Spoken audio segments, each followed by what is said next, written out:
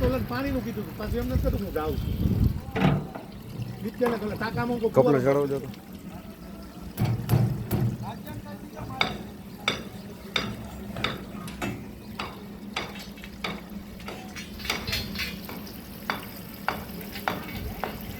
ready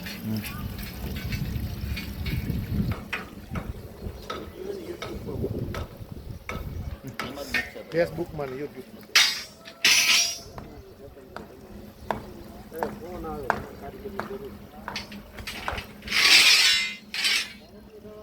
આપણે ત્યારે જો આ પેંડા કર્યા ને આખરી